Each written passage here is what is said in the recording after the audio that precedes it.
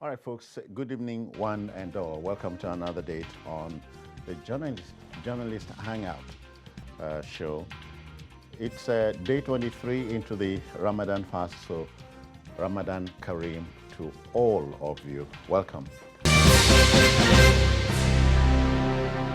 All right, folks, let's start properly. Today on the program, federal government frowns as governors reopen mosques and churches in their states. And later on, we'll share this with you. EFCC arrests 2 Chinese nationals for offering 100 million naira bribe to stop its top officer. I'm hanging out with Babajide Kolade Otitoju. Jide, I just got to know BKO. Great, BKO. Only that Yemi Owokwe is YO. YO, yes. So the team is ready. I hope you are. Let's tell you this. It's becoming interestingly clear that Nigerians are generally stubborn and unmanageable, just in proportion to how wrong and stupid they can be. With the COVID-19 contagion devastating country after country, and with each environment treading the path of least resistance, containment was the preferred choice and word. And so social distancing came into the picture. 4 states in the north, specifically Borno, Gombe, Adamawa, and Zamfara, all elected to open churches and mosques in their domain on Thursday. The federal government is miffed about this, more so as the central government was never consulted as expected with COVID-19 protocol. Now, the Presidential Task Force, PTF, has resolved to engage the affronting states. Would there be reasonableness? I hope so. This is not a battle that is being waged by one arm of government. All hands must be on deck for us to defeat the coronavirus. It makes no sense for states and the federal government to be working at cross purposes. There is a national agency that is mandated by law to coordinate the response to not just coronavirus, but any health emergency. And that is the job of the NCDC. So the NCDC leads the charge against this virus. The strategy, it coordinates the strategy to defeat the virus. And that's why we have that presidential task force. I want to believe that the NCDC and the presidential task force should be allowed to do its work. We should take our cue from them. A situation in which some governors, just because they want to play politics, taking decisions that can put the rest of us in trouble. I don't think it makes any sense at all. Even in America, Donald Trump said something. He said, if some of the governors want to open the economy in their states earlier than necessary, that they were going to be resisted. Mm-hmm. And it makes sense. It makes sense for the federal authorities to be consulted before you take major decisions that can lead to an escalation in new cases. Because when we have so many new cases, it suggests to us that we are not winning the war. It is when you start seeing a decline in the number of new cases that you can begin to say, yes, we are beginning to win this war. Yeah. In America, more than 85,000 persons have died. But in 28 states in America, the number of fresh infections has tapered down, It's going down in 28 states. So in those states, if they begin to ease the lockdown, you know that there's nothing wrong about it. But in states where we are experiencing a spike, it's against the grain to begin to ease the lockdown in those areas. Grain of even the common logic. You mean, in America, if we quickly go there, the gambling capital is Las Vegas. The picture came, the whole place empty, which is telling you this thing is not a joke. It's not a joke at all. Yeah, so we come back to our country, Nigeria. The Lagos opinion poll would rather prefer a return to a lockdown, which is telling you we still have the mountain ahead of us. I mean, I saw the poll. This was taken about 3 days ago, I think earlier in the week. It was on Twitter, and the Lagos State government said, what should we do in this situation where it doesn't seem like people are adhering to social distancing? Should we go back home? Should we maintain status quo? Or should we enforce a proper, the curfew and all of that? And most of the people on the poll said, let's go back home. Now, first and foremost, the poll, because it's an online Twitter poll, is not a scientific poll, but it also represents the minds of many people, which is the fact that a cross section of many people, which is saying that, look, we're afraid for our lives because people are not paying attention, people are not taking the right precautions. They're also not concerned about their own health and safety and that of their families, and so for that reason, we need to go back home. Now, it's a good, I mean, it's a good indication of what people are thinking.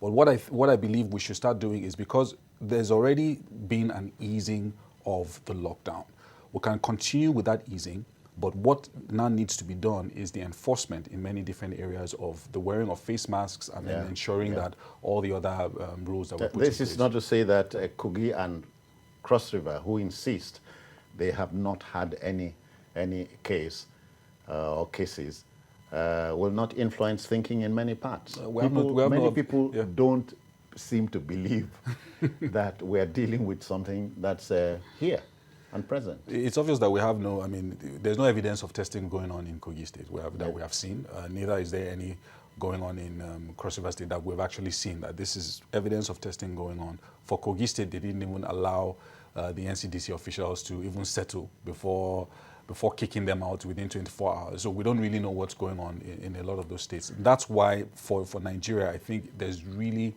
still a big gap between in the area of testing and also in the area of even isolating those who have the disease and quarantining those who are very sick.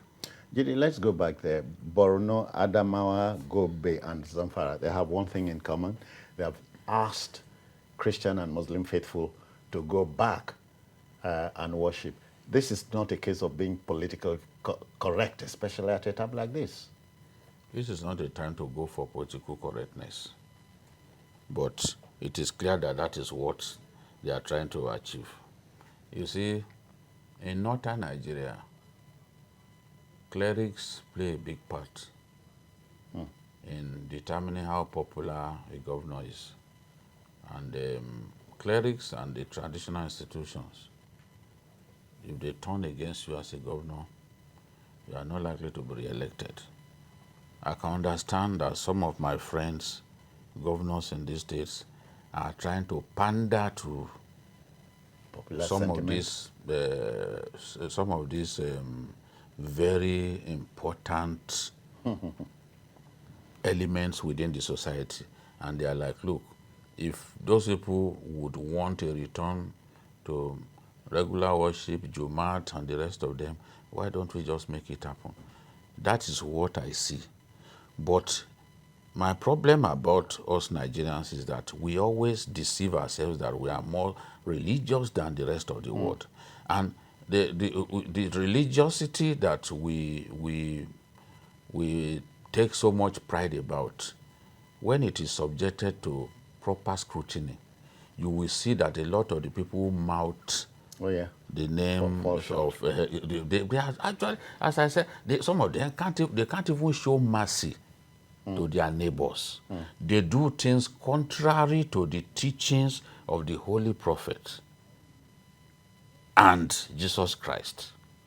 Yet they want the world to believe that, look, they are the greatest Puritans around. No. So the truth is, when you go to a country like Iran, the first country where an Islamic revolution took place, they decided to lock down. They banned all public prayer sessions. They put a ban on them. You can't congregate in Iran publicly. As we speak. Yes, they put a ban.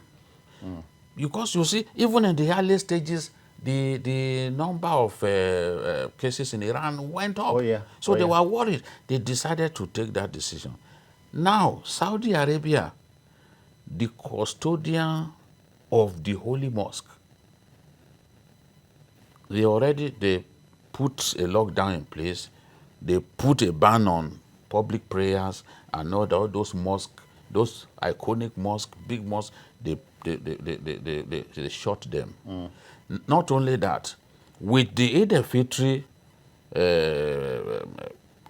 looming, they then decided, okay, we are going to have full lockdown.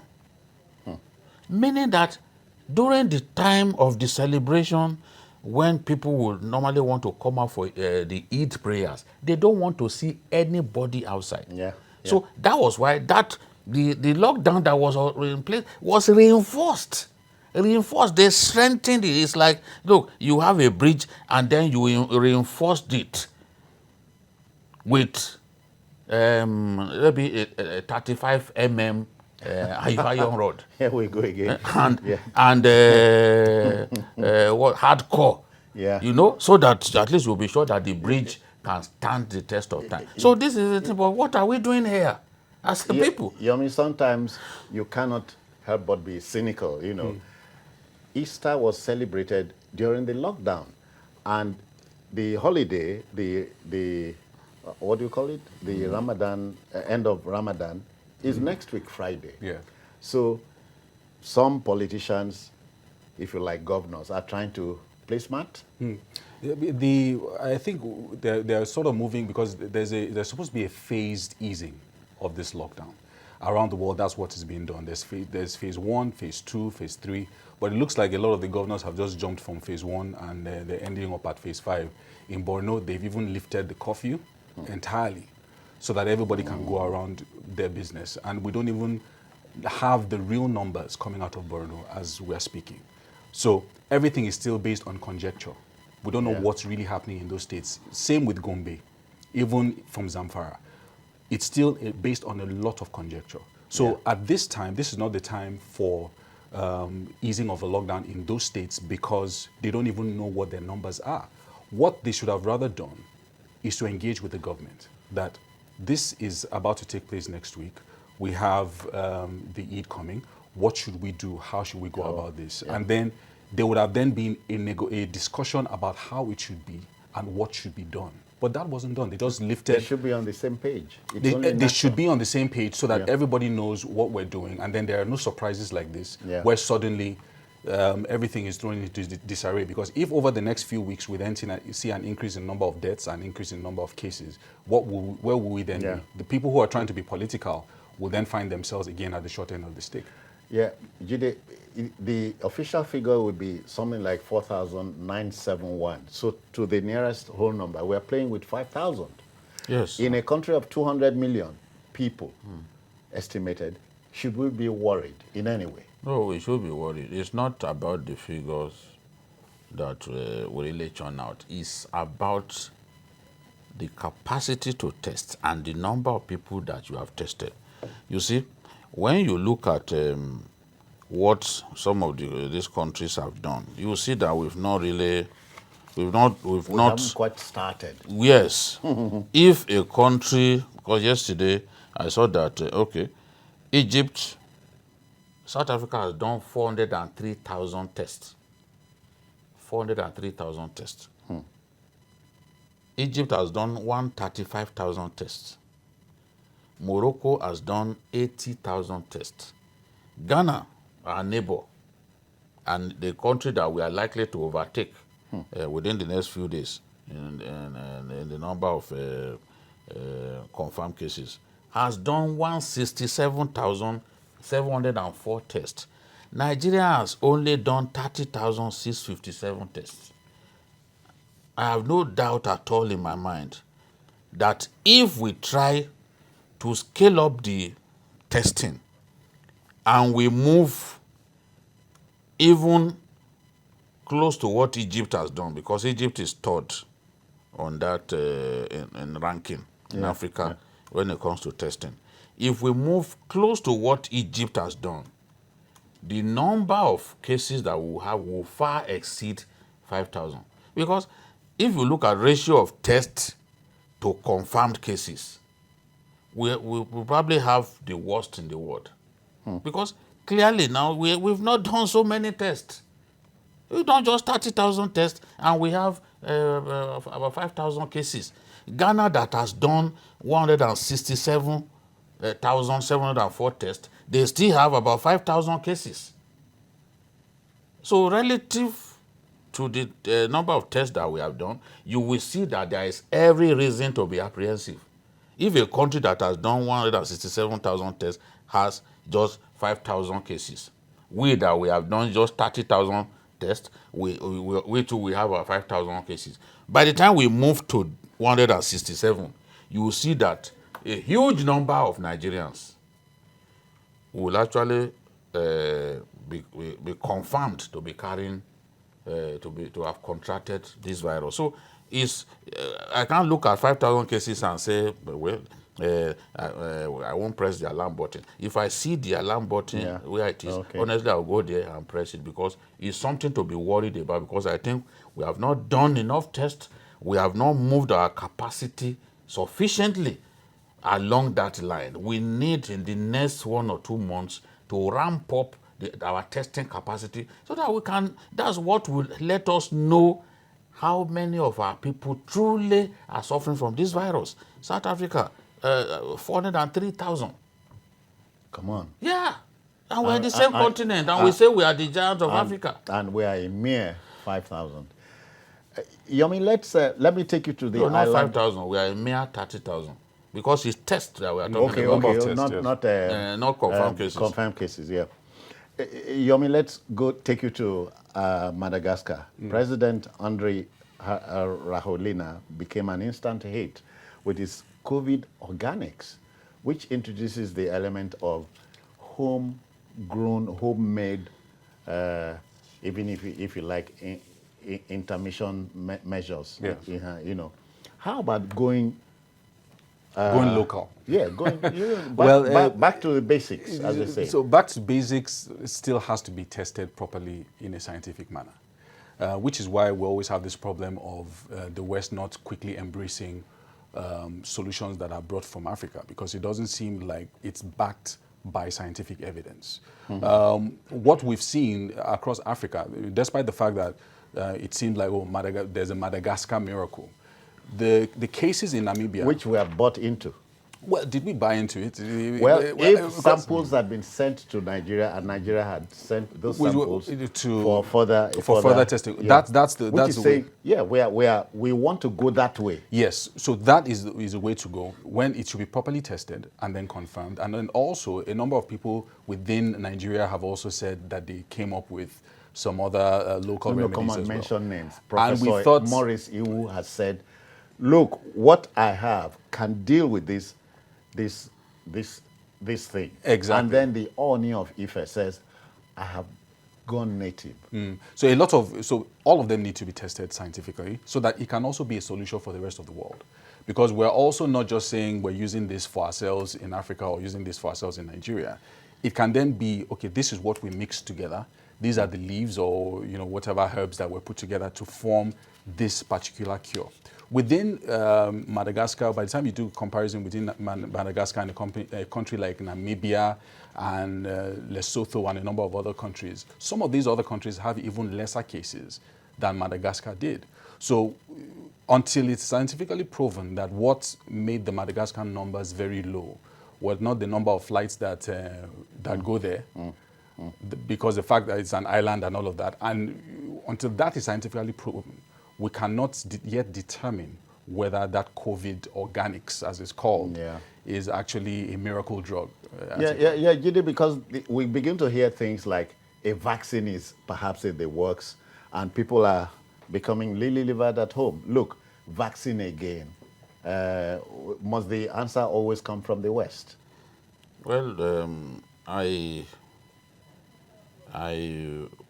want to encourage alternative medical practitioners in our country to do their best to find a cure for this disease. The president has ordered NAFDAC to set in motion the process of validating claims by alternative medical practitioners. Yeah. And I think it's the right thing to do, because some of the world's popular Sorry, medicines. on the screen you're saying the CVO, the thing from Madagascar. Yeah.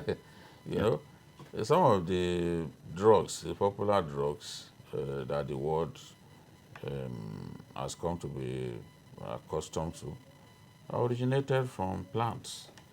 Now, that argument is that some plants by nature are poisonous, and that before a herbal mixture could be okayed, it has to go through a lot of tests. And those tests are certainly going to be random in nature, and it takes time. It's just like producing a vaccine. It takes time before you can actually say, yes, you now know enough about this drug. You now know the side effects that it produces. You now know whether it is toxic to the human body before you can then decide that, okay, let the world continue to use it. Now that holds that duty to Nigerians to not simply be emotional and certify a herbal product good enough to cure this. They must do sufficient scrutiny. Time is of the essence. Time too. Yes, it takes time. But these things take time. Ahmed is reaching us from Kaduna. Good evening, Ahmed. Welcome. Yeah, brother Ahmed, are you there? Yeah, can you hear me? Yeah, let's go. Yeah, please. First of all, what I want to contribute here is that this virus has really shown us, let me just use the words like our failure as a nation. Because honestly, the way we have been handling it since from the beginning, it has shown that we have to tell ourselves the truth in this country. There are so many lapses that we should have taken care of, that we failed to take care of in this country, and it is now backfiring on us. For example, the issue of border closure in this country. So we cannot even successfully close the interstate borders. What will happen if we are about to close our borders to other countries outside? If we cannot keep ourselves in order, we cannot close our interstate borders in this country, then what do you expect when we have a situation where we want to close our borders for outside? Yeah. And that is part of the issues we have been having. Ahmed, let me tease you a little. But do you believe COVID-19 is real and deadly?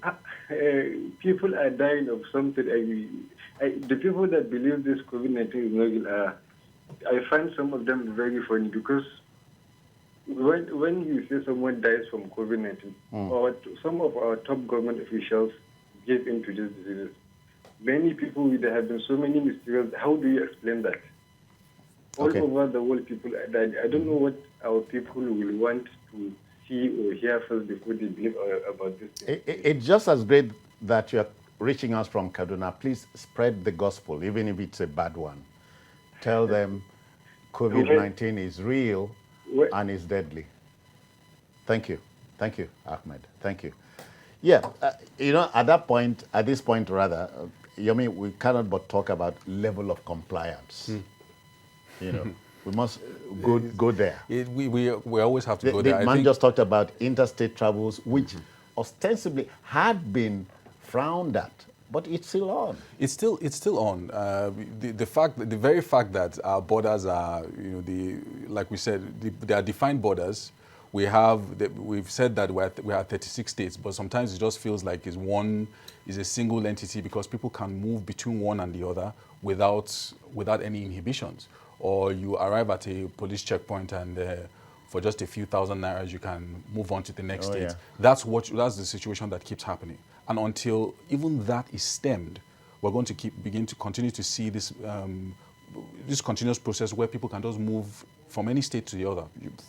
Or your state, you can just move into Lagos. And it's like that completely throughout the country. And you see states that are even almost homogeneous, where it's almost like they're one. And Ekiti, Ondo. There's no clear demarcation. There are boundaries. There are boundaries, There are but boundaries. It's just, people just choose to not obey clear instruction. Look at the police men that we showed yesterday. In a lot of our states, you have bridges as natural boundaries. Boundaries, yeah. You know, body of water as natural boundary. Yeah. People, you are going as close as Onitsha is, for example, to Asaba. We know that bridge is the boundary. Oh, yeah. So, and the moment they got to the bridge head, the policemen turned them back and said, no, you can't come in. You can't come. This is Anambra State. You can't come into our state. 3 a.m. They turned them back. That's the way it should be. As close as Kano is to Kaduna, there's a boundary, a very clear one. But our people still choose to travel. And El-Rufai said, okay, I'm not going to allow this. He put boulders on the highway. Let me see how you will come in. Look at some of the people being transported from one state to another. Some of them were picked up and taken straight to isolation center, and they tested positive. So where are you going? I know somebody who traveled from Delta State to Lagos, and he said he paid 12,000 naira to get here. And at every point, they were giving policemen money. But even you are probably worse than those policemen who are taking money, because the instruction is that you should sit in your house, that you should not travel between states. It's like going into a forest and you see a whole goat, Yomi. They use it as a bait. Would you wait to see what animal you want to catch? Oh boy! You know, that's we're there. It's absolutely distribution ridiculous. quickly. Distribution of palliatives, and so on. It's still ongoing in many states. In fact, some of the governors that declared that they were going to open churches and mosques, this was also part of the reason why they said that they wanted to open up so that they can distribute palliatives within those regions. But I don't think that's a good enough reason for you to just lift a curfew that had been in place to save people's lives. What's wrong is wrong, what's right is right. Okay, let's do the right thing now. Go for a commercial break and come back.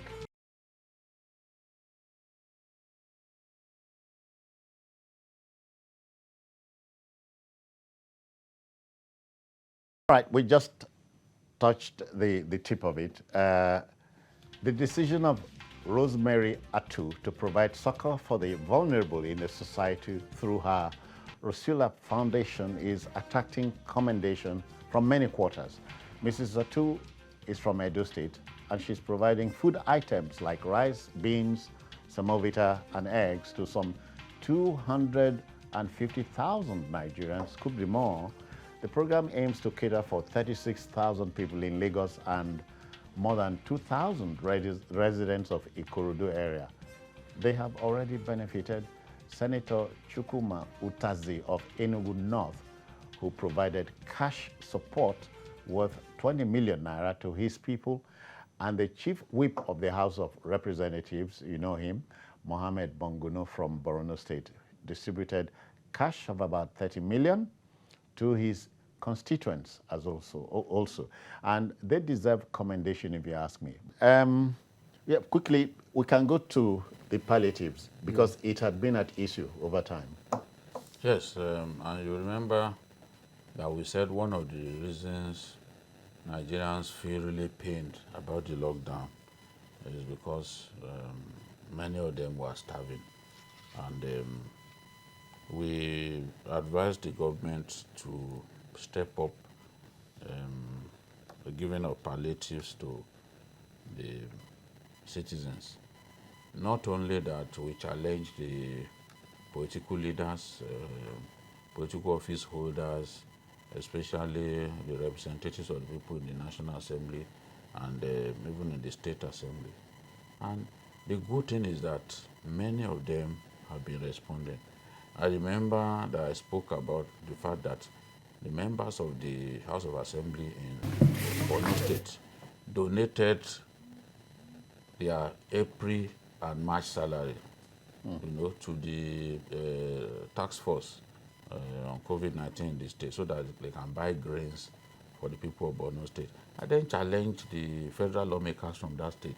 So I'm happy to hear that Honorable Monguno, has also Reacted. yes, he has reacted. Even Senator Kyari has reacted. He spoke with me. He said, "This is what I've done."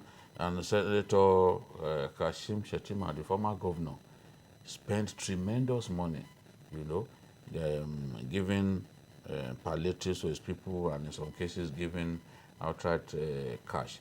But it is Rosemary Atu's matter that really makes me very happy. Is she a politician? She's not a politician. There is no evidence that she wants to be You one. don't think she's flying a kite or something? No. No, it's only You see, natural to react. there are some Nigerians who truly feel that, look, God has blessed me, and the only way I can please God is to give back to God's people. Especially at a time like this. At a difficult time like this. You will talk about Jamil, son of the former Inspector General of Police, MJ Obaka. He's a young man. He's not interested in politics, a businessman. But God has given him some money. And he felt, look, I'm comfortable enough to give to the needy. And he's doing that. And he's doing that. He doesn't even want publicity. He's just doing it quietly all over the place. There is no way that such people won't get blessed by the deity upstairs. There's no way they won't get blessed. This is when you expect people with large hearts, men, women, young women to come out. I totally agree, sir. I mean, this is compassion is the word. Yeah. Having the milk of human kindness, just realizing that this is a tough time for many people, and then taking a step to reach out to your fellow man. It's a very simple. So, as we say, a heart of charity is a gift. Yes. Some people can have these things, but can't give. They can't give. But it's a gift to have that heart at a time like this. There are many people who are doing it. I mean, without expecting anything in return. Yes, indeed. And there are people like Mrs. Atu who's doing it, and there are other people who are also doing it in their own small way, maybe within their own community. There are estates who are coming together and saying, you know what, let's support those in the poor areas, maybe in the poor regions around our area. Many communities are doing that and giving back to the people in that area who are obviously suffering or obviously feeling the brunt of the lockdown. And that is what we should do. When everybody looks out for the other person and not only expecting the government or the government should come and help the people here, then we can see that the society is more coordinated, and people are better relaxed in this when any order is given for people to stay at home. People then feel better and they're able to relax more and even be more patient because they know that everybody's looking out for them. So I think it's really, really important what a lot of this, apart from government functionaries, private individuals, estates and all of that are doing. And you can get so many things done. Yes. So long as you don't care who takes the credit.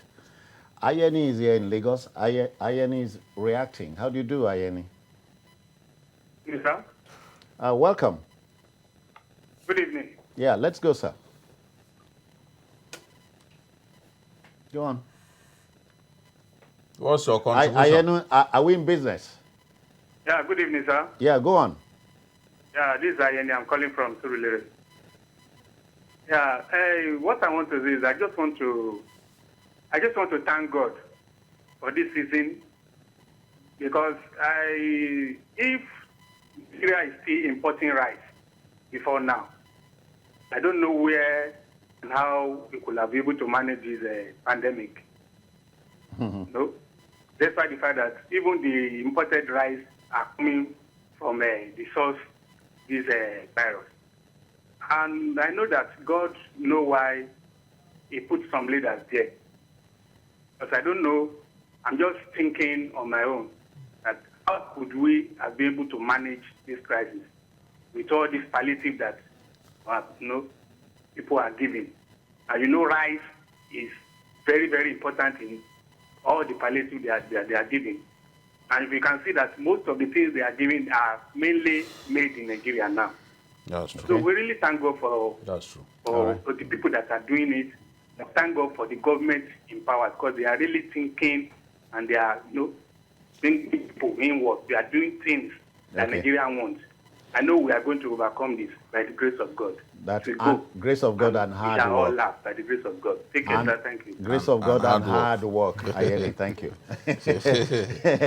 Yeah, Jide, distribution, palliative, the debate is still on, especially when we hear government says it is feeding X number of school children, and the figures are debated, rightly, wrongly. Yeah, the Ministry of Humanitarian Affairs is coming to Lagos to feed school children. And I can only look forward to that. I want to see how they intend to do it. I will not say it is impracticable, but how they want to do it, I'm eager to see. Oh, yeah. I'll be happy and for report. Children, yes, for children, those school children to be fed. But whether they will be going from house to house to identify children of school age and then feed them, I want to see the method that they are going to adopt. So, but you can't blame us for being a finicky people, not easily persuaded. No, that's because people Seeing can't is understand believing. why schools are not in session and you're saying you want to feed school children. From what I observed in the smaller states, there were a number of parents who collected food on behalf of their children in open fields. So I think that's what I saw in a number of states up north. So maybe that's also what they want to do here, because I didn't actually see children coming out to come and receive food. Because it's a bit tricky when you're asking children to come and get food from And they are very vulnerable. Yes, so it's a bit tricky. Disease, That part of it is a bit tricky. Well, some of the food may end up being eaten by the people who came to collect. Oh, come on. All right, take us, Yomi, take us to the U.S. Jide will take us to the UK. Well, let's first go to the United States. The United States is at the forefront of the COVID pandemic, and initially it seemed like they were fighting a losing battle because the cases kept rising, the deaths kept going up. As we speak, by this evening, they've hit 86,000 people dead from COVID-19, 1.4 million cases. That's what we have in the U.S. At the moment. And for many states, it's still rising. 1.4 million infections as we sit here. Yes. As we sit here. Now, in a state like New York, which is the epicenter of the disease, they already have almost 30,000 deaths in New York alone. So, and these numbers are humongous numbers. 85,000 in the U.S. Yeah, in the U.S. So, I mean, it's 85,000 in the entire country. And this all started, again, the way it started in Nigeria, with a lot of people in denial.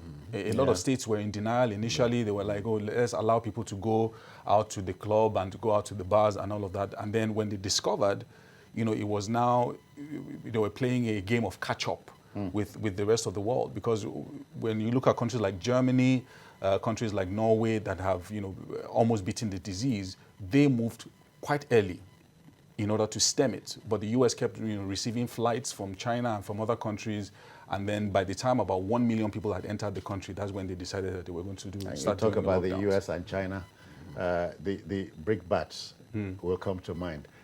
If China will tell us the origin of the disease, then America must tell us the origin of HIV. That's ugly politics. Jide, take us to the United Kingdom. Yes, it's in the United Kingdom, more than 30,000 persons are dead now, and they have the second worst death toll in the world. After the US, is something that bothers political leaders in the UK. And there is no clear exit strategy. You know, the strategy for combating the disease in that country is largely incoherent. So many people think that that is why they've not been able to actually rein in the virus. A situation in which hundreds of people die in one day is something to worry about. That's why they want the premiership. We are desperate to have it return, but it's difficult because they can't say now that they have defeated Doesn't the it virus. boggle the mind that Germany wants to go ahead? Yes, but they've I handled hope- the virus better. They've Okay, handled the virus better. At least amongst the European countries, they are among the countries that have handled the virus very well. People say, oh, their leader is a scientist and all that, so she understood, she saw what others didn't see. That's it. They handled the virus fairly well, but we just hope that the toll will begin to... I can't wait to see the first Bundesliga game this weekend. Okay, then, I hope this is not hoping against hope. You know, let's go to our second and final story. You know, the Economic and Financial Crimes Commission, EFCC, has been kept on its toes some more by two Chinese nationals, Meng Wei-kun and Zhu Koi. Now, the duo offered 100 million naira inducement to the zonal head of the EFCC at the zonal head in Sokoto. The offense is having to do with a 50 billion naira contract handled by China Zhongao Nigeria Limited in Zamfara. The investigation into the multi-billion naira was already being carried out by the anti-graft agency, and so the Chinese want the matter buried. The suspects are in the net and should have their day in court soon, Yomi. This is Are you surprised? Well, it's not surprising. This is one of the things that you might refer to as economic sabotage, where you find out that Nigerians are aiding and abetting foreigners in perpetrating certain crimes that have to do with misappropriation of public funds, official corruption, as EFCC calls it, and a number of other, underhanded issues that have to do with money and contracts. And for me, I think, personally, I just feel like it's sheer wickedness, and there's corruption everywhere in the world. See the money there. That's it. Yomi, can you touch it? There's corruption everywhere in the world, but in Nigeria, it is particularly horrendous because our own corruption is the eat-all corruption, eat all and do nothing. Not the kind where, okay, you get a job, you do the job, and then you save some for yourself. No, it's eat everything and do nothing. That's what we do in a country like this. It's in every space. Even in the health sector, you have people importing fake drugs from India. You have people importing fake electrical materials and cables from China, burning down people's houses. So I feel like it's wickedness at the end of it when you see what Nigerians are doing to Nigerians, because these foreigners cannot perpetrate these crimes alone without Nigerians being involved. Takes two to tango. Takes two to tango. But JD knows that in those people's China, if you are in it for corruption, capital punishment. Yes, it's capital punishment, but China is also a very corrupt country. In spite of that, people told me, let me know. People still take risk. Today's China, Regardless. Today's China is a very corrupt country. No doubt about it. People, you see, any form of business where the profit margin is humongous, is potentially humongous, people will die to get involved in it. So in today's China, people are taking risk to commit acts of corruption. And the belief for some of them that are even close to the seat of power is that they will get away with it. The more the country expands, the more the country reconfigures its business and economy, the more it brings in elements of capitalism, the more we'll see clear signs of corruption and aberrant behavior by by Chinese politicians and businessmen. But the truth is, in our country, everyone knows that corruption is like breathing in and breathing out in our country. We are very, very used to it. So even when these people come, they easily understand the language. It doesn't take them so long to acclimatize to the language of corruption in our country. So they are ready to bribe Nigerian officials while not providing the service that brought them in the first place. Oh, yeah. You can see from the allegation of made by EFCC, out of 41 billion naira that was made available to these people to execute sundry projects, they diverted 16 billion. And it was in the course of that investigation that they felt the need to just give money to bribe the officials.